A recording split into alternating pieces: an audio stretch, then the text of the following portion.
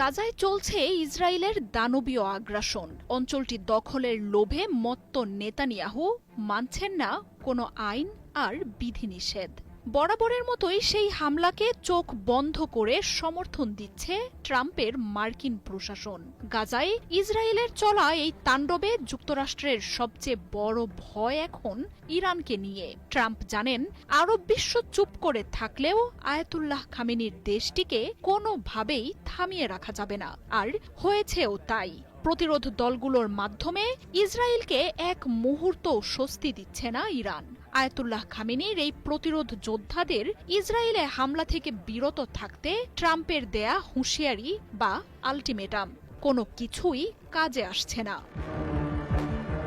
Yemen, Lebanon, Gaza, Syria, Iraq অর্থাৎ ইসরায়েলকে ঘিরে আয়াতুল্লাহ খামেনি গড়ে তুলেছেন এক প্রতিরোধ অক্ষ।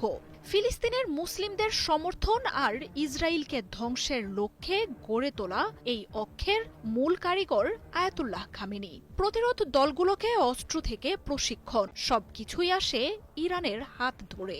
এমনকি এসব যোদ্ধাদের প্রশিক্ষণ দেয়া হয় ইরানের বিপ্লবী রেভলিউশনারি গার্ড বাহিনীর মাধ্যমে। অস্ত্র তৈরির উন্নত প্রযুক্তিও ইসলামী প্রতিরোধ দলগুলোকে তুলে দেন আয়াতুল্লাহ খামেনি।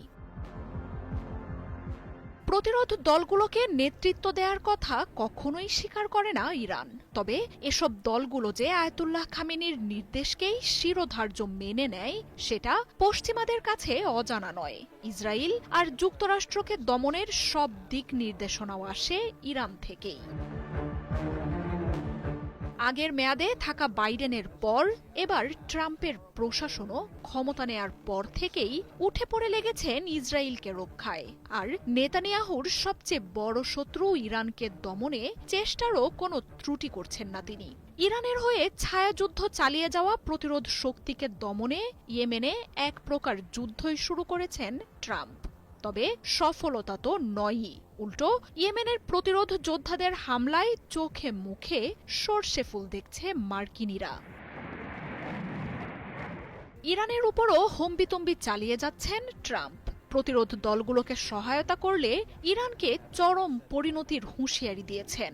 পরমাণু কর্মসূচি নিয়ে চুক্তি করতে আরব দেশগুলোকে ব্যবহার করে চিঠিও দিয়েছেন তিনি। যুক্তরাষ্ট্রের কথা মেনে নিতে দিয়েছেন 2 মাসের আল্টিমেটাম।